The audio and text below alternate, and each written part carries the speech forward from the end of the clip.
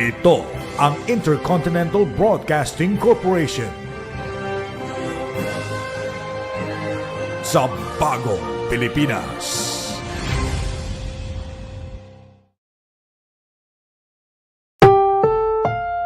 Ang susunod na programa ay rated PG. Patnubay at gabay ng magulang ay kailangan sa mga batang manonood.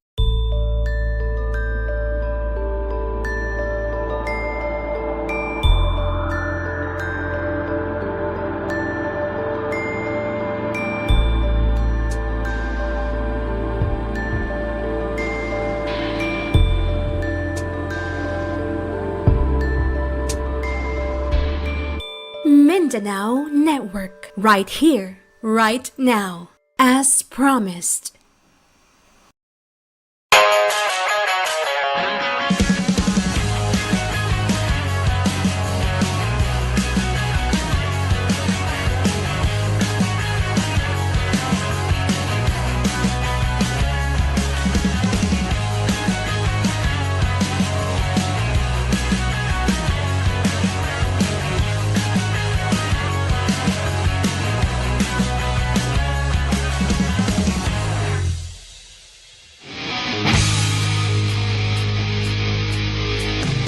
In this episode of Action Packed, get ready to hang on, lean back, and get pulled into the action.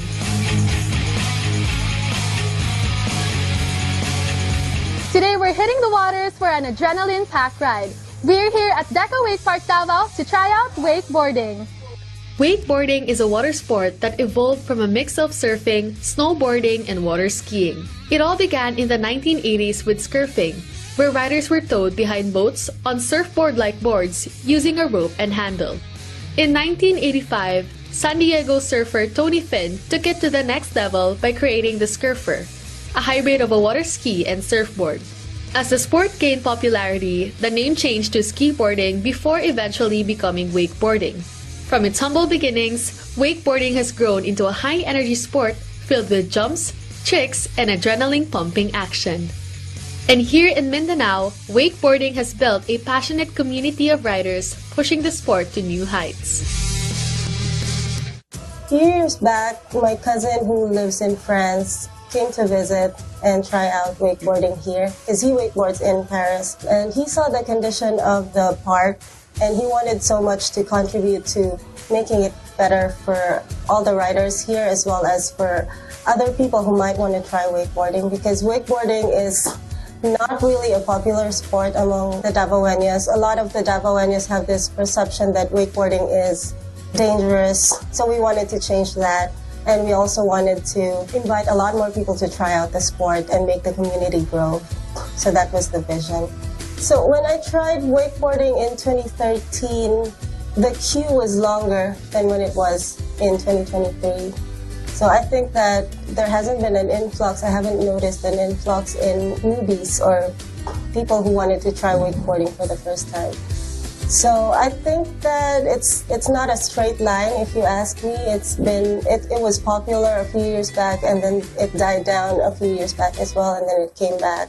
We've had a lot of people who wanted to try it for the first time. Some of them come back, some of them do not. So I think it's more on posting lang for them. Our community of regular wakeboarders, it's a pretty small community. It's tight-knit, and that's what we're trying to grow.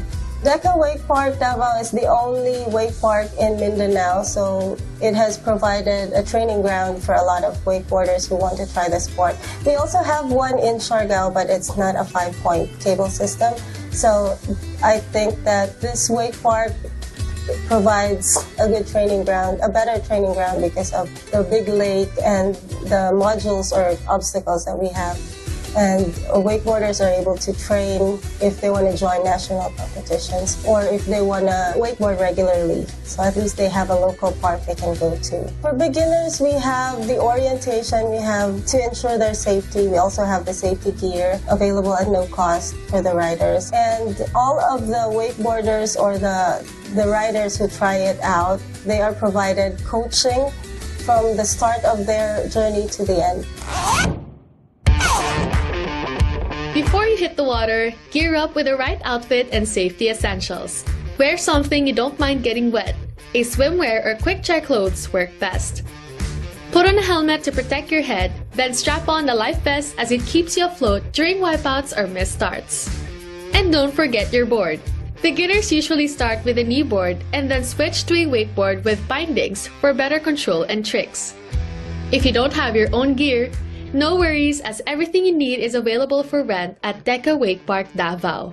And if you're looking to upgrade, swing by the Steezy Pro Shop right inside the park. So suit up, strap in, and let's ride. Wakeboarding is a beginner-friendly sport, but of course, you won't be figuring it out alone. Here at Deca Wake Park, Davao, they have skilled riders or instructors to help you get the hang of it. So today, we have Chino Patron to give us more insight into wakeboarding and how it should be done properly. So hello guys, my name is Chino Patron. I am a local rider here at Deca Davao Wake Park. Today we'll be learning about wakeboarding.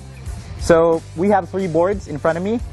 One is called a knee board, another is a wakeboard, and lastly is a wake skate. Today we'll be first having our lesson with a knee board. Starting position, you want to remove the strap. Get your knees in and squat down. Then you lock your knees in, then you're good. This is the starting position for the knee board. Body position, okay, crash course. You want your body to lean forward and you look up. Your elbows close to your hips. You look up, wait for the cable, you're riding. So we'll start with, yes. And then strap. Strap yourself in. Make sure it's tight. Yun yun. Okay. Then you want to lean forward. Elbows close to your hips. And you grab on the handle. And then you look up. Yep. The pull's going to be hard. So this goes at a speed of 32 kilometers, if I'm not correct. So as the cable pulls you, you just brace. Do the starting position. Yes, exactly. Once it pulls you, it's going to be really strong. You just got to hold on. Then we're flowing. We're riding. Sige, I think I'm ready. Okay! When we return, let's see if I can handle this thrilling sport. Action Pack will be right back.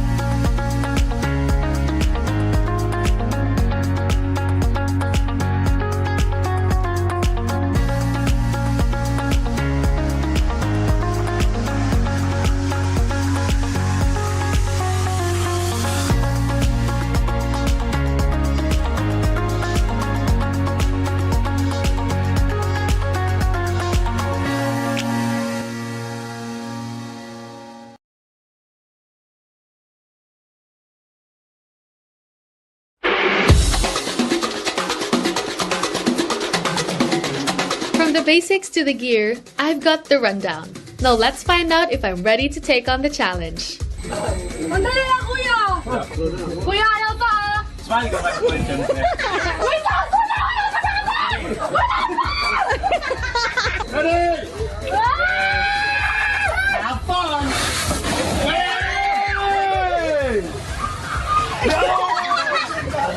On my first try, I somehow got lucky and managed to ride, even if it was just for a few seconds.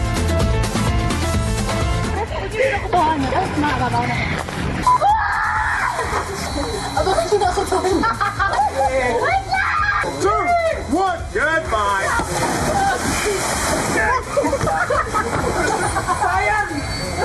Now it's time for the wakeboard.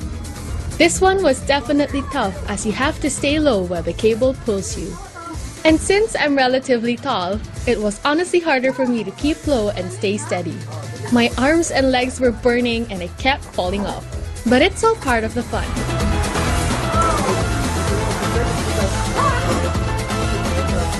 I think it's not for me! Like many beginners, falling is part of the process. Even the seasoned riders still take a tumble now and then. Well, definitely the biggest thing about wakeboarding is that it's not a simple process. So you're always going to be sort of fighting against yourself to do the things you want to do. Whether it's just you're anxious about the things you're trying to do or looking to do new tricks, you really have to change your mindset. You have to, have a very clear head into what you want to do and execute on. And most importantly, you just have to actually enjoy the process of getting better. So that's always been the thing. Enjoy the process and try not to rush it. I started wakeboarding 10 years ago, more than 10 years na. Akong papa is into water sports, so scuba dive me, free dive and everything. Then I like the feeling of being on the water, like free kay ka sa everything you can do. Ang nakahook yun usually sa ko is the kanang feeling gani na dili nimo ma-finish ang isa ka trick, manggigil ka, and once ma-accomplish na nimo siya na trick, kanang fulfilling kay siya sa imo, even if para sa uban sayon, pero para sa imo it was worth it sa imong whole day. Recently lang, sabay sa among coach na si Obi Sembrano, nag-represent me sa Davao City, sa Decawake Park Clark. Akong mga kalaban or competitors is best of the best sa whole Philippines. It was one of the biggest wakeboarding nationals and the largest participants. Kay we were like 200 plus may ka-participants. 3-day event siya. Kay sa kadagag competitor, kailangan siya mag-eliminate and then kuhaon lang ang best 6 sa inyong category to proceed sa finals. Oto siyang fulfilling kay 2 years na wala naka-practice niya. Mga 3 months lang ako naka-practice ato. And then luckily naka 6th place ko ato. Number 1 yun is ang motivation. Sa Mindanao, dire lang yun siya Davao. The only wakeboard park dire sa Mindanao, wala na ilain except sa Siargao. Pero when we speak of wake park, whole cable like magtuyok yun.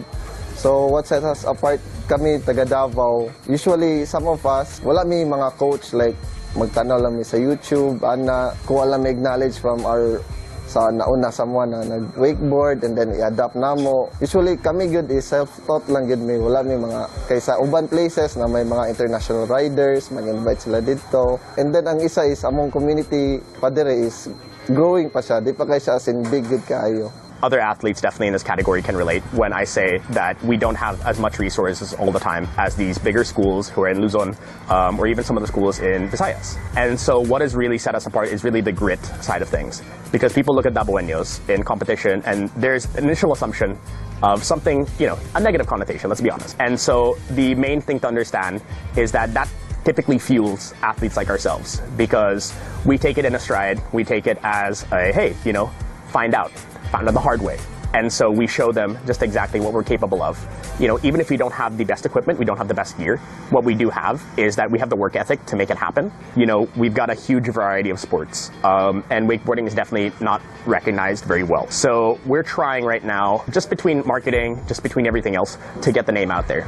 And what we'd love to see is just more riders. So currently we're planning to run a summer camp with a bunch of kids classes. I'm going to be one of the head coaches for that. And so we're basically getting people together, try out wakeboarding, build a skill level that they're happy with, and just feel out the sport. Because for the longest time, wakeboarding was very difficult to get into because the price of the board, the price of the equipment usually throws people off. We're trying to make that more accessible with our rentals, with quality equipment, and overall just the quality coaches that you can get here. So our whole goal is just in the next 5 years or so, really expand the community and make Davao a big force, not just in local and national wakeboarding, but also in the international scene, potentially in Southeast Asia also, where one of our athletes right now, he's slated for SEA Games. So we want to make sure that we're all eventually going to get to that point, if not internationally. Sa Davao, ang wakeboarding is really new good siya. Ang uban kabalo, pero most of people yun, wala pa sila kabalo na naday sport na ingani. And sport pa din siya. Abi nila activity lang. Gagamay ang age sa gadula sa muang sport karon. So usually sa una, mag-edad lang sila 30 to 20 karon na mga 12 years old, 13 years old. And I see Davao Wake Park community and the sport itself mag-grow gid siya, and then hopefully naatay mga future representative na from Davao. I hope more than 10 ang mag-represent sunod sa Davao City sa next national competition. Hopefully maka-podium ko karong September. For the sport itself, mag-grow lang gid siya, and hopefully madayon ta mong plano na magpa summer clinic midire, and then kana kay daghan lagi mga bata interesado, and then Di lang sila maka-timing na naay magtudlo. So mo na, promote lang yun, promote and then encourage sa mga bata na to go out and to try new stuff lang yun. That's a wrap for today's wakeboarding adventure. If you haven't tried this sport yet, consider this your sign to go for it. That's it for today's episode of Action Pack, and I'll catch you on the next one.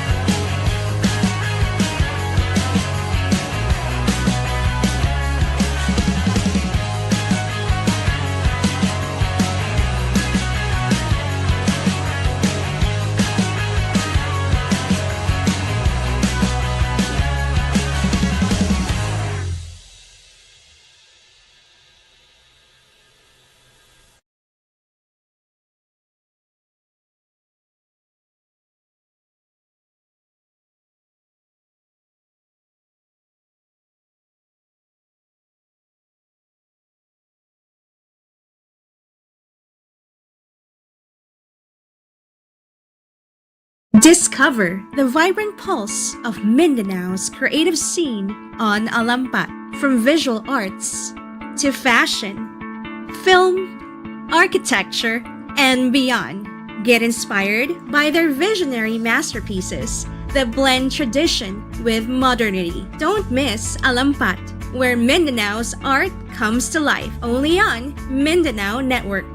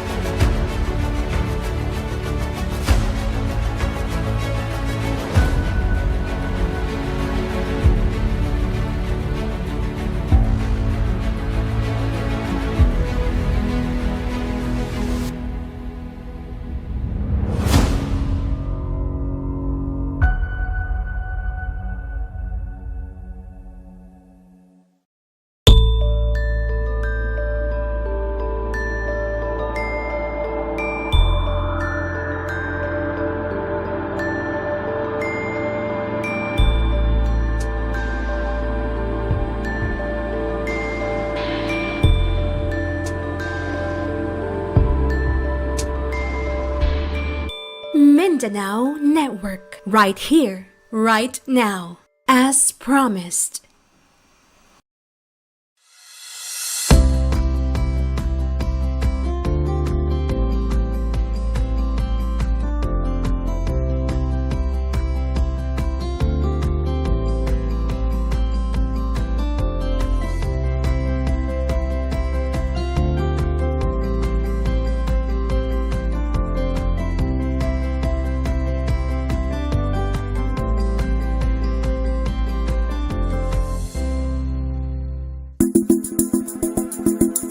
Davao isn't just Mindanao's bustling hub for trade and industry. It's also a place where culture and agriculture thrive side by side. Known far and wide as the durian capital of the Philippines, Davao is home to the infamous yet beloved Durio Zubentinas, or as we know it, the durian. With its thorny shell and unmistakable aroma, durian is often considered an acquired taste. But for Davaoeños, it's a staple, deeply rooted in the local identity and proudly celebrated. In this episode of Agricultures, we head to Velva's Farms, where durian isn't just grown, it's honored. From growing techniques to the story behind the farm, We'll explore how this thriving agricultural space has made a name for itself through passion, patience, and a whole lot of durian.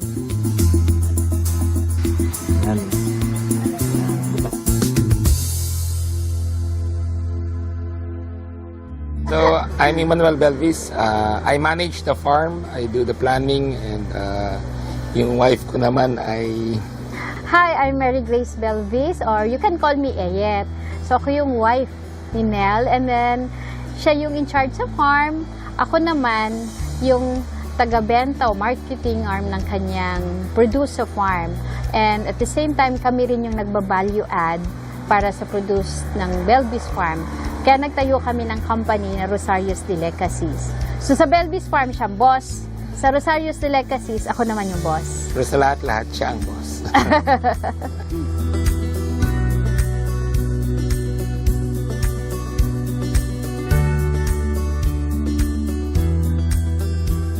Located in Calinan, Davao City, Belvis Farms has become a trusted name in durian farming, thanks to the vision of its founder, the late Severino Belvis.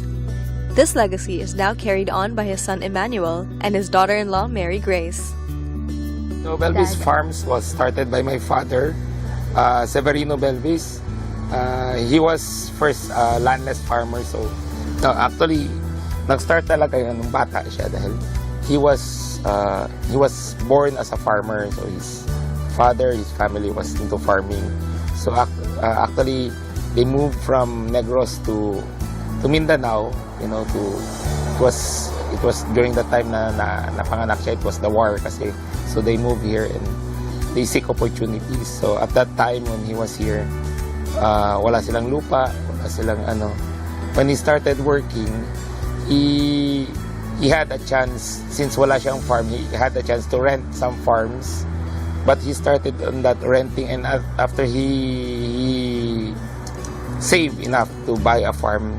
Naalala ko, nagtatrabaho na siya sa company which is Davao Fruits. Ang trabaho niya doon is 7 a.m. to 4 p.m. At 4 o'clock in the morning, pumupunta na siya doon sa farm na yon. Nagtatanim na siya ng kung ano-ano, corn. Tapos, tuloy-tuloy siya kapag before 7 o'clock, nandun na siya sa office. Kasi supervisor siya dun eh. So talagang kailangan before 7, nandun na siya. And then pagbalik niya sa hapon, alas 4, nandun na ulit siya sa farm hanggang alas 8 ng gabi. Nagtatrabaho siya. So ganun siya ka-passionate sa kanyang profession na nagustuhan, like farming. Parang ang gusto niya talaga, yung pangarap niya, hindi niya lang ginawa sa salita, kundi talagang ginawa niya sa gawa. So when he started the farm, he started with cacao, with coconut, but he had a vision when he went to Thailand. He found that durian was a very lucrative crop. So that's why he started to plant durian. And slowly, he was one of the farmers that planted durian here in the Philippines. So nakilala siya as one of the pioneers of durian. So he worked with the government promoting durian. Kumbaga, after niyang mag-retire, meron siyang gagawin, meron siyang business. Kaya isa yun sa mga ano rin niya. Kaya pinagpatuloy niya talaga yung pangarap niya na magkaroon ng farm. At kaya pinagpaaral niya siya sa Los Baños. Pinakuha niya ng kursong agriculture. Yun yung plano niya na tutuloy ng kanyang mga pangarap. Unfortunately, passed away. Ngayon, ako naman ang tumutulong for the durian industry and with the government also. Severino Belvis's dedication to the land lives on, not just in the fields of Belvis Farms, but in the fruits cherished by the people of Davao. The late founder's legacy is honored through the family's continued work and through a humble backyard favorite, the jackfruit, that now carries his name through the variety, the sweet biring. Ito is mga seedling namin ng jackfruit. Ito yung sweet biring variety na jackfruit. So itong sweet biring jackfruit ay isa rin sa mga collection ng Daddy. So pinangalan natin sweet biring kasi si Daddy kahit mukhang tahimik lang yun, mukhang seryoso, pero very sweet siya, just like his jackfruit. Yan. So ngayon nagbebenta na rin kami ng seedling yan kasi marami interesado talaga. Stay tuned as we take a walk around Belvis Farms to explore all that the farm has to offer. Don't go anywhere. Agricultors will be right back.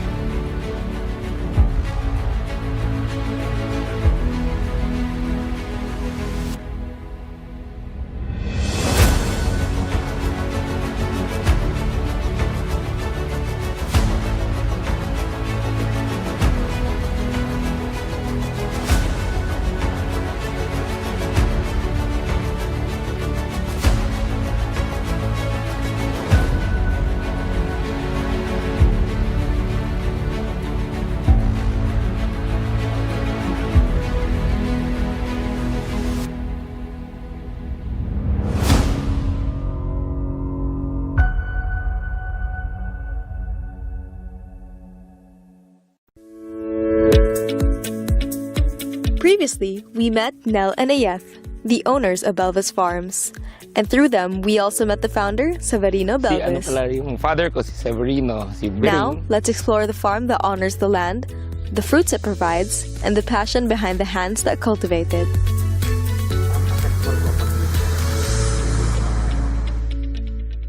Hi, I'm Sydney, and welcome to Belvis Farms, a family-owned haven that has cultivated not just durian, but a legacy of flavor and tradition. And I'm here right now with Ma'am Ayeth and Sir Nel, and we'll be touring Belvis Farms.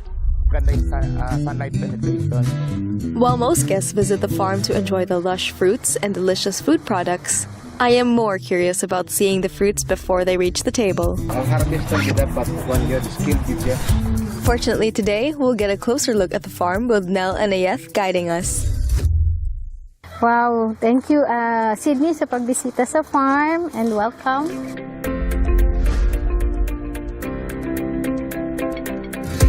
Actually ngayon nag-ano sila, nagpo-prune sila ngayon.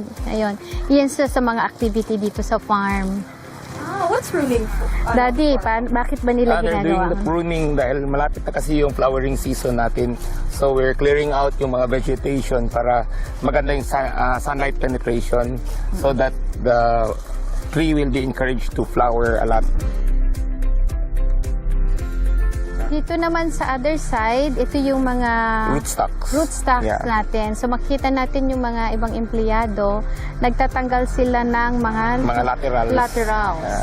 So yun yung mga activities. Yung growth niya na pataas.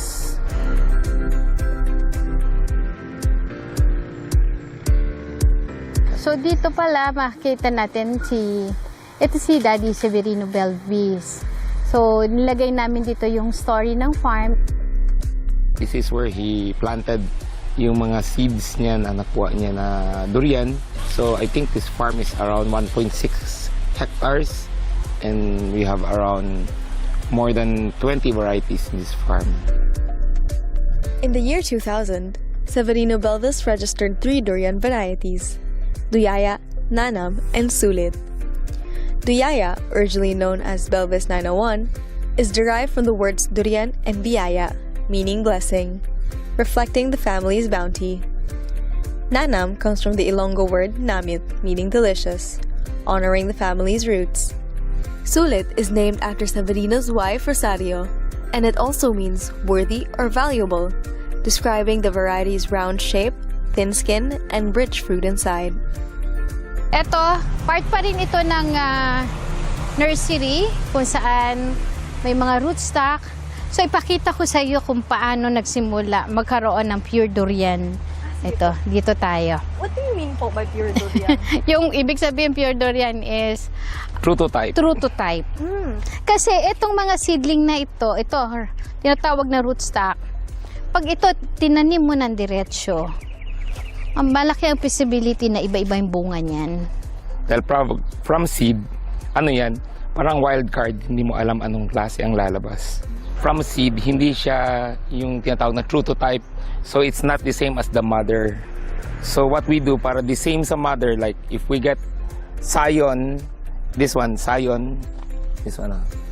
we get the tips, scion, same as the puyat. So pag dugtong niyan, magiging puyat siya. Or from a different variety, Duyaya, D24, Musangking. Pag dugtong namin yan, true to type siya, Musangking, or kung ano yung parent scion niya. So yun yung ginagawa namin dito. This is a term called asexual propagation. This is a cleft grafting technique. Usually, mga farmers from neighboring farms, they want to replant durian, they order from us.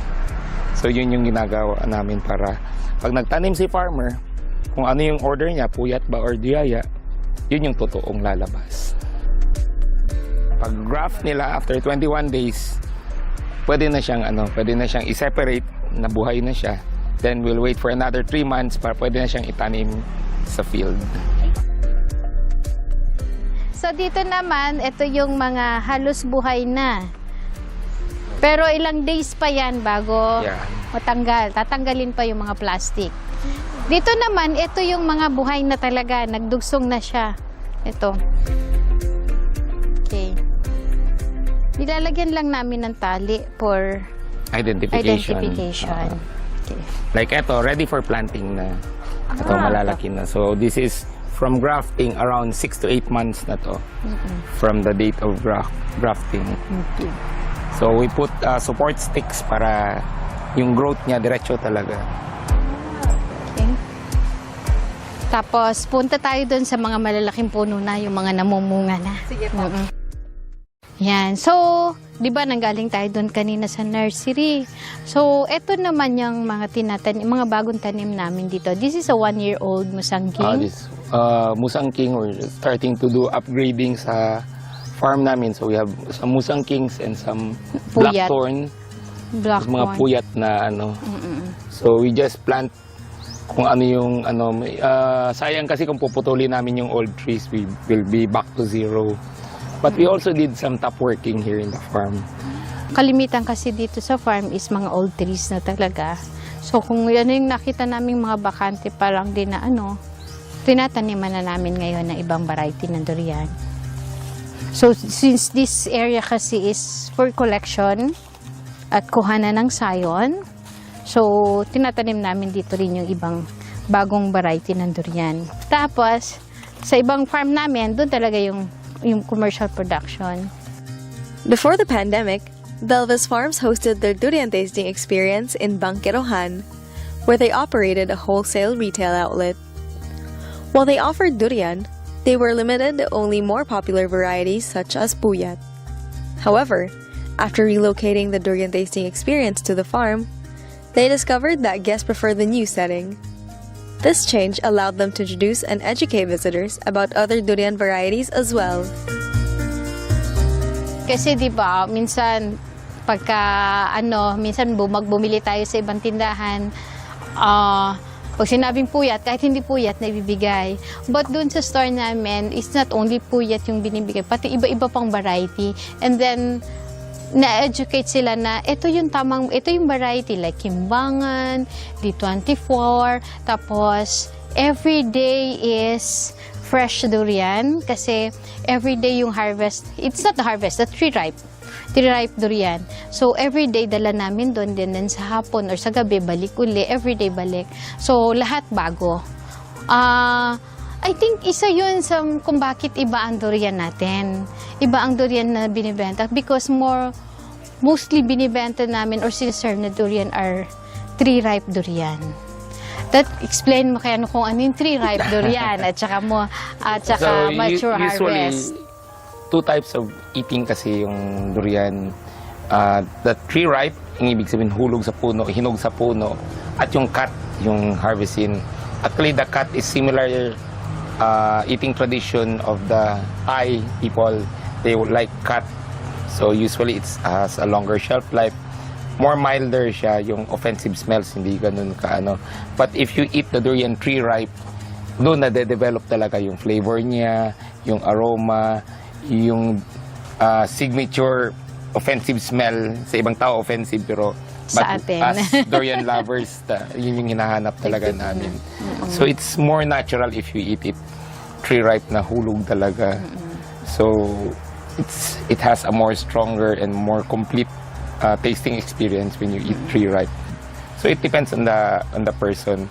If nasanay siya ng cut like that mga Thai or mga Chinese, they prefer masyadong malakas sa kanila yung smell sa hulog sa puno. But usually for locals, talagang yun yung hinahanap nila. It sounds like there's so much more to the harvesting process than I realized.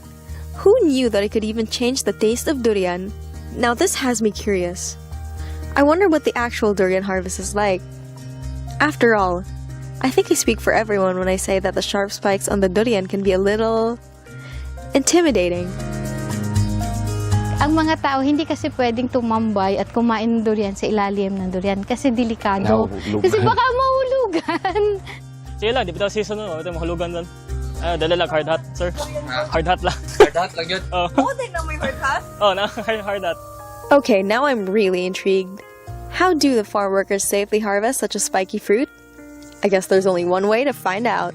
Stay with us as we uncover the fascinating process behind harvesting Davao's most iconic fruit, durian. Agricultors will be right back.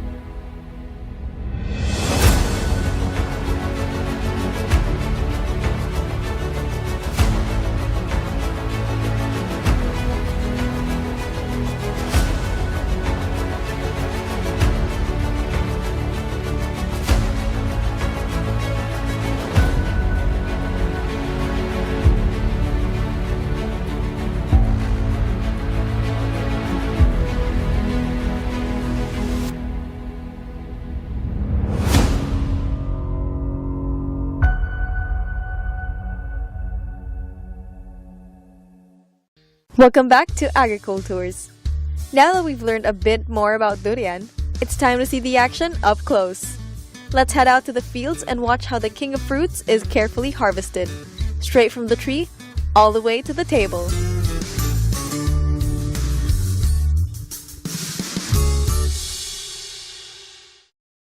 Ako na si Iling Idolsar, farm supervisor of Gitbus Farm. Pakita na mo sa inyo ha, ang pagsalo gyud sa durian nga dili gid siya mabunon. This is a jute sack. It's what workers use in their new way of harvesting the durian. To ensure that neither the workers nor the durian are harmed during the harvest, the workers have adopted this new way of safely collecting the fruit. According to Mr. Idulsa, if the thorns were to be damaged, this would affect the fruit inside as well. Hence why the workers are extra cautious when harvesting. So, ang harvester gyud dapat kuan gyud skilled gyud siya. Dili pwede na mag-harvest ka na dili skilled na. Kay rest go gyud kayo ang mag-harvest ang harvester. Okay, musaka mong gud siya. So before niya harveston, iya sang i-check da ang durian kung mature na ba tungod kay ang durian mong gud sa ka sanga nga nagtapa dili na sila parehas og maturity. So i-check na tuktok ka sa yan. Iya gyud tuktok. Dapat hollow sound gid na siya. When the workers determine that the durian is ripe enough, they remove it from the branch and gently toss it down. Another worker under the tree waits with a jute sack in hand to catch the fruit, making sure that it doesn't fall to the ground. Looks like we have a feast waiting for us. Are you ready to sink your teeth into some fresh fruit straight from the farm? Tara! Sydney, ito na yung sinasabi natin na mga siniserve namin, durian platter or durian tasting during off-season. So from this variety, like this set, this is usually mga light, kumbaga mild. So we have this Thailand Montong. This is original Montong variety from Thailand. We have Cob, GD69 and Puyat. So itong GD69 and Puyat is talagang galing Pilipinas yan. The Cob is, ang origin is... It's a Thai variety. It's a Thai variety. So the one, it's a dalawa to, is a Thai variety. Pagkakainin ito, hindi yan basta kung saan lang magano. Usually, ang ano niyan, magsisimula ka sa mga... The mildest. Mildest. Ito, which is the Thailand Montong. And then, so ang series nito is from this set, itong diretso na to. And then, susunod, yung V101, Duyaya, Arancillo, and Kimbangan. Kasi during off-season, wala tayong fresh durian. Meron lang ako kanina na nahulog na duyaya. So, mayroon tayong isang fresh duyaya. But usually, kaya nagiging whole year round yung ating durian dito sa Belvis Farm because we have frozen durian. Pero ngayon, dahil off-season, frozen muna tayo. So actually, this is not just ordinarily frozen. This was frozen by blast freezing. So we have a machine in the facility that freezes it around -40. So hindi yan tulad nung regular freezing na nasa freezer lang. Regular freezer is just -15 to -18. So usually may crystallization, but with blast freezer, there's no crystallization. So when you eat it, it's almost the same as the original yung texture niya. So yun yung kaibahan if we do the blast freezing. Usually po ba, how long does it last? If we just keep it frozen, 2 years ang ano. Pagka naman season ng durian, fresh durian naman ang umiikot dito. So inilalagay namin dito sa table na yan, and then everybody can get their share. I'll admit, I don't eat durian often, so I thought I'd find myself liking the milder varieties more. But Sir Nell was right. The king of fruits really does have a way of pulling people in. My personal favorites? Definitely the Duyaya and the Arancillo. Kasi ano talaga yung, nung dumating ang export 2 years ago, ang exportable variety lang is more on Puyat. But kami, yun ang challenge sa amin. Hindi ko sinasabing disadvantage, but a challenge for us how to market our other varieties. which is kung titikman base sa mga bisita namin dito, sa naging guest namin, they really appreciate yung mga other varieties eh. Parang doon nga lang nila nakikita, meron palang ganito, magkakaiba pala. Akala nila sa Manila or yung ibang guest, basta durian, isa lang, puyat lang. But then when they came here at natikman nila yung bawat isa, doon sila nasusurprise. Bawat isang guest, di ba, may kanya-kanya silang paborito. Yeah. We also have an experience na itong mga durian na ito, yung mga taong hindi kumakain ng durian, pag nakakain sila ng ibang varieties, nagugustuhan din nila yung durian. Yun, kaya ako na-excite din dito dun sa aming nung nimpisahan namin itong durian tasting, na-amaze kasi kami, yung mga hindi kumakain ng durian. We get different maraming reactions. Talagang sasabing, hindi ako kumakain ng durian. Pero usually 2 out of 10. Merong hindi kumakain, but marami sa kanila, parang 90% sa mga hindi kumakain ng durian, paglabas dito, kumakain na sila. What about the durian's unexpected companion, the warm and comforting sikwate? So actually, the tablea talaga is one of the first businesses na ginawa ng parents ko. Pangarap niya kasing gumawa ng chocolate nung bata. Kaya, bali, nung bata pa siya, nung pinanganak kasi siya, nagtanim ang tatay niya ng kakao sa sariling farm. Habang lumalaki siya, hanggang naging toddler siya nang tumutulong sa paggawa ng tablea. I grew up with tablea talaga since I was 4 to 8. Yun yung ginagawa namin. I remembered we were making tablea the traditional way, without freezers, without the modern grinders na ginagamit ngayon like we do in the factory. So, why is it important na infuse namin dito? Kasi Davao is a chocolate capital. It's a chocolate capital. And also, alam naman natin, pag sinabing durian, that is Davao. So, yung Belvis Farm, gusto namin, kumbaga, i-promote what is in Mindanao, what is in Davao, yung abundance ng ating prutas. As I continue to sample the different varieties laid out before me, I realized something very special. Every bite carried the care and dedication of the people behind Belvis Farms. The jackfruit was perfectly sweet, the sikwate warm and comforting, and the durian, its bold, complex flavor spoke volumes.